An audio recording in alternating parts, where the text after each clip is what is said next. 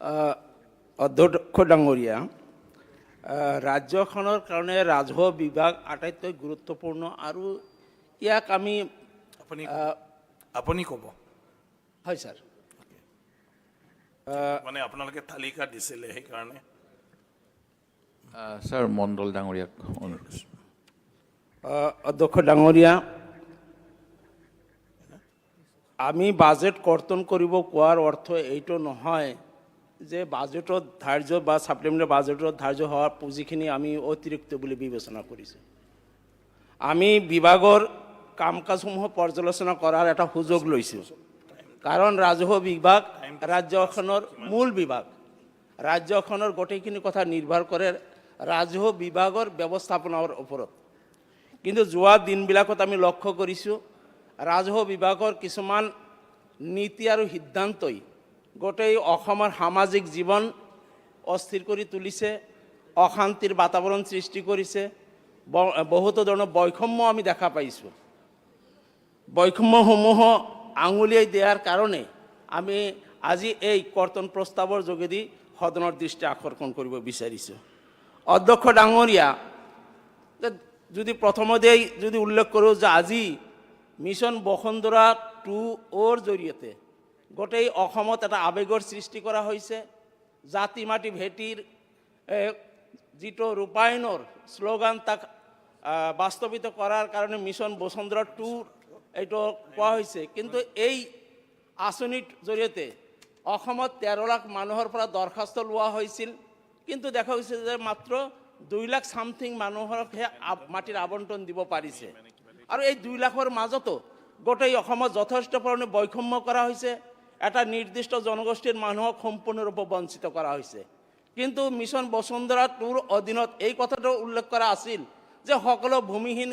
মানুহক মাটিৰ পট্টা দিয়া হ'ব। কিন্তু আজি অসমত আটাইতকৈ বেছিকৈ ক্ষতিগ্ৰস্ত ভূমিহীন মানুহ যি সম্প্ৰদায়ৰ মানুহ, যিবিলাক মানুহ চৰ চাপৰিত বসবাস কৰে, সেইসকলক এই বসুন্ধৰা 2ৰ অধীনত এজনকো বাছনি কৰা হোৱা নাই। গোৱালপাৰা জিলাতে যদি লক্ষ্য কৰোঁ প্ৰায় 93,000 দৰখাস্তকাৰী আছিল।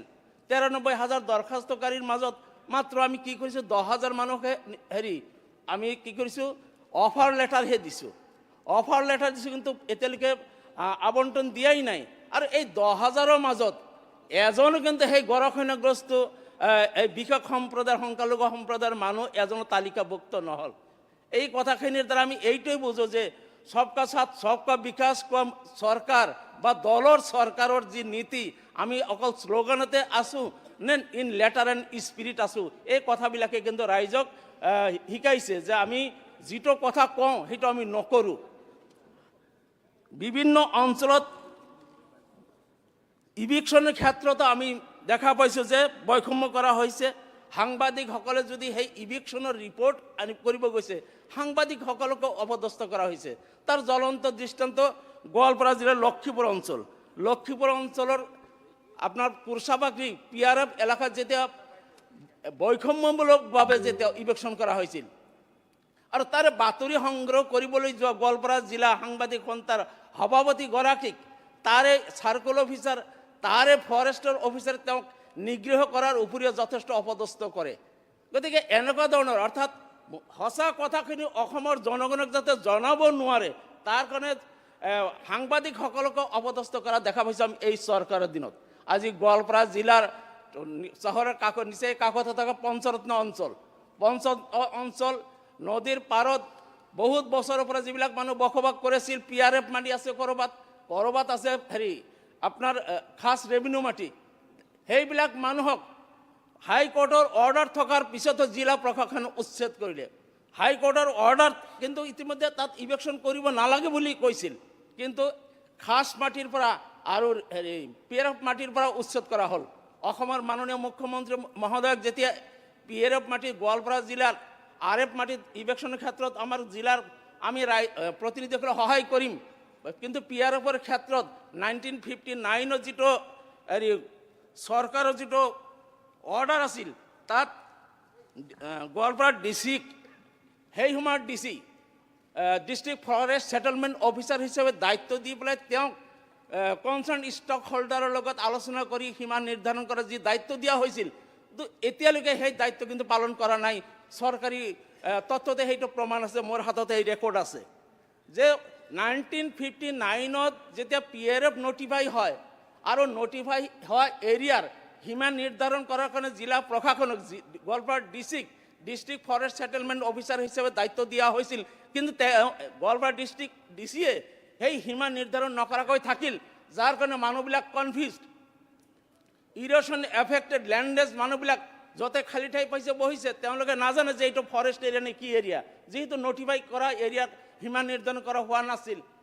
আৰু এই কথাখিনি যেতিয়া মাননীয় মুখ্যমন্ত্ৰী মহোদয়ক আমি গোৱালপাৰা জিলাৰ প্ৰতিনিধিসকলে তেখেতৰ অফিচতে হওক বা তেখেতে গোৱালপাৰা জিলাৰ ভ্ৰমণলৈ যোৱাৰ সময়ত আমি যেতিয়া অৱগত কৰিছিলোঁ তেখেতে আমাক এচিয়ৰ কৰিছিল যে PRF মাটিত কেতিয়াও ইভেকশ্যন কৰা নহয়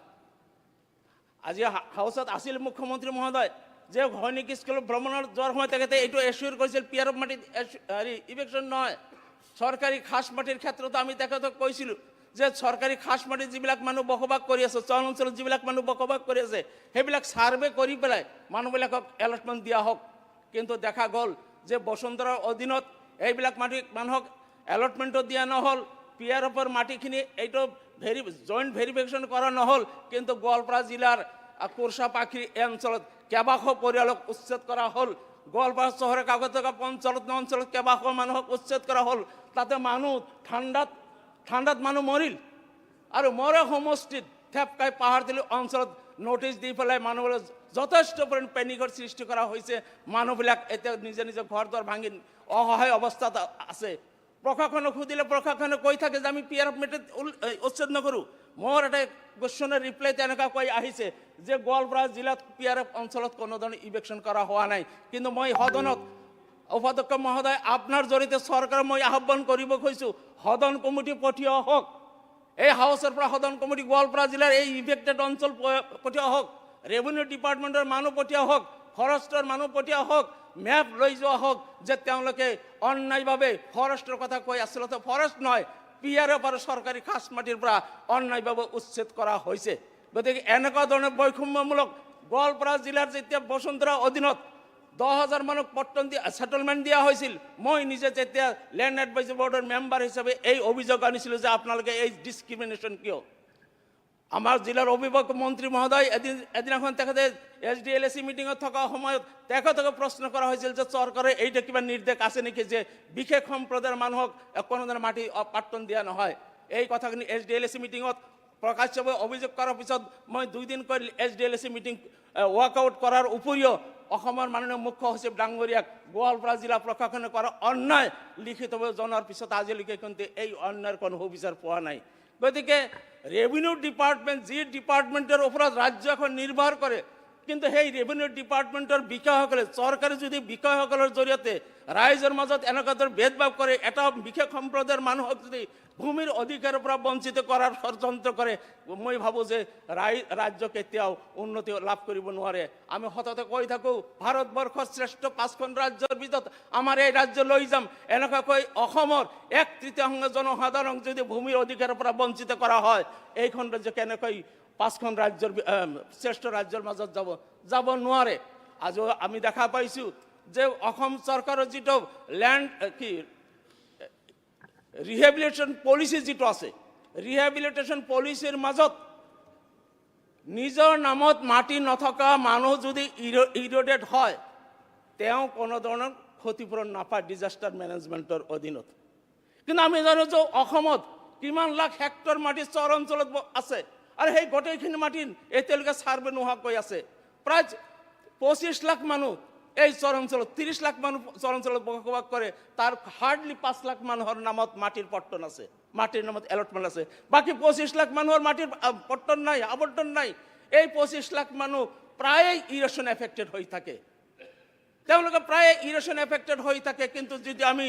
ৰিহেবিলিটেশ্যন পলিচি যিটো এডপ্ট কৰিছোঁ অসম চৰকাৰে আগৰ সোণোৱাল চৰকাৰৰ দিনত যিটো আমি ৰিহেবিলিটেশ্যন পলিচি এডপ্ট কৰি থৈ দিছোঁ সেই পলিচিত এই মানুহখিনিক কোনো ধৰণৰ এছিষ্টেঞ্চ দিয়াৰ প্ৰভিজন নাই বৰঞ্চ তেওঁলোকক এনক্ৰচাৰ হিচাপে ইয়াতে চিহ্নিত কৰা হৈ আছে যে এই 25 লাখ মানুহ আপোনালোকে যদি এনক্ৰচাৰ তেনেহ'লে ইলিগেল এনক্ৰচাৰ হিচাপে তেওঁলোকক ইভেকশ্যন কৰাৰ পিছত এই 25 লাখ মানুহ ক'ত থাকিব কিন্তু সেইখিনি মানুহ সংস্থাপিত কৰাৰ আমি পৰিকল্পনা কৰাৰ সলনি আমি কি কৰিছোঁ এনক্ৰচাৰ বুলি আমি তেওঁলোকক আখ্যায়িত কৰিছোঁ আৰু চৰকাৰী সা সুবিধাৰ পৰা বঞ্চিত কৰিছোঁ তেওঁলোকক ক্ষতিগ্ৰস্ত যিটো বান সাহায্যৰ পৰা বঞ্চিত কৰাৰ কাৰণে আমি পলিচি এডপ্ট কৰিছোঁ গতিকে এনেকুৱা ধৰণৰ পক্ষপাতিত্বমূলক নীতিৰ কাৰণে চৰকাৰৰ পক্ষপাতিত্বমূলক নীতিৰ কাৰণে আকৌ আমাৰ ল্যান্ড যিটো পলিচি চৰকাৰী যিটো ল্যান্ড পলিচিত তাতে কোৱা হৈছে যে খিলঞ্জীয়াসকলৰ কাৰণে ভূমিৰ অধিকাৰ যিটো খিলঞ্জীয়াৰ ডেফিনিশ্যন এতিয়ালৈকে অহা নাই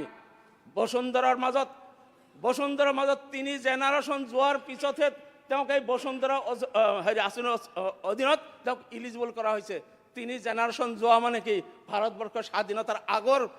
অৰ্থাৎ তেনেকুৱা দেখাব লাগিব আৰু তেনেকুৱা ভোটাৰ লিষ্টত মানুহ আছে সেইবিলাক ইষ্টাব্লিছ কৰাৰ পিছতে সেইবিলাক মানুহকো বসুন্ধৰা অধীনত কিন্তু এলটমেণ্ট দিয়া হোৱা নাই গতিকে ৰেভিনিউ বিভাগৰ ৰাজহ বিভাগৰ এই বৈষম্যমূলক আচৰণ দাঙি ধৰাৰ কাৰণে এই কাটমোচন অনা হৈছে Thank you. মাননীয় সদস্য Sirajuddin Ajmal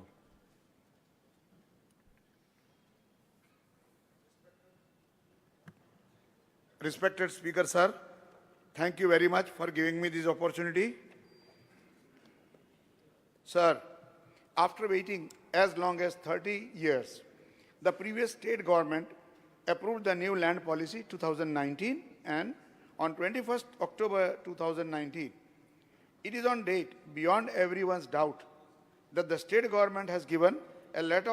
lot of emphasis in preparing the policy to divide the citizens of the state into 2 distinct categories. Forever, sorry, I cannot term it a land policy, rather it is mostly a division policy in the line of infamous divide and rule. Sir, I have to say with a heavy heart that Assam Land Policy 2019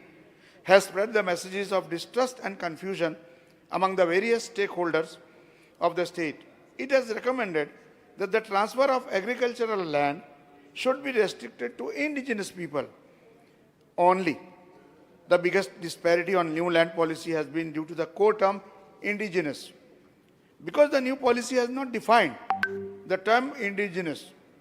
let the government first clarify who are indigenous people.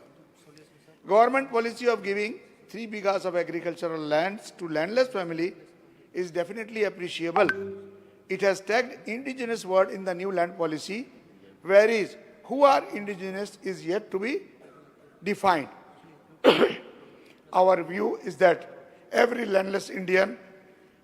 who are permanent residents of Assam has his right to have land. By tagging the term indigenous, the government is keeping some communities out of the periphery from the benefit of Vasundhara 2 under this land policy. If it is the government's intention, we would not accept the new land policy at all. All the landless families of which names have been included in the final NRC must be given allotment of land. It is AIUDF's demand.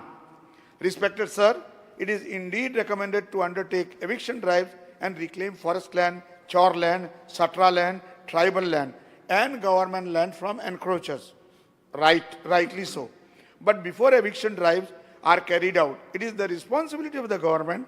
to make alternate arrangements for rehabilitating the encroachers. Could anybody deny that lakhs of people of the state being uprooted by erosion of the river Brahmaputra and its tributaries have been compelled to settle down in various government land, reserve land, forest land and tribal belts? If they are evicted, where will they go? After all, they are human beings. Here the UN guidelines on development eviction is worth mentioning. It says states must ensure that protection against forced eviction and the human right to adequate housing and secure tenure are guaranteed without discrimination of any language, religion, belief, birth and other status. It further asserts that all persons, groups and communities have the right to alternative land and housing. Moreover, there is a provision in the new land policy to give allotment to chor developers, inhabitants of river islands that are living there for generations. As per the government record, the total population of chor area Brahmaputra is 24,90,000 plus, and about 85 to 90% of them are Muslims. The then state disaster apprised the State Assembly on 2 March 2015 that nearly 37,000 families have lost their dwelling due to erosion only between 2010 and 2015. Respected sir, in the census report of 1951, there was an attempt made by the then Census Commission of Assam that the indigenous people of Assam shall be those people who speak Assamese language in respect of the Brahmaputra Valley, or the people of the other tribal languages of the valley and local languages of Barak Valley. As per the state criteria, all such people of Assam shall also be indigenous. Thereby, reservation of seats in the parliament and the state legislature, government jobs and land settlements for so-called indigenous people shall be in violation of the constitutional provision and a large number of decisions of the Supreme Court of India. Last but not the least, sir, I would conclude with the following demands from our party, AIUDF, regarding the new land policy. 1. To stop all forms of discriminations organized under the guise of new land policy 2019. 2. To set up acceptable definition of indigenous people of Assam at the earliest. 3rd, to take necessary measures for the settlement of land to the all permanent citizens of the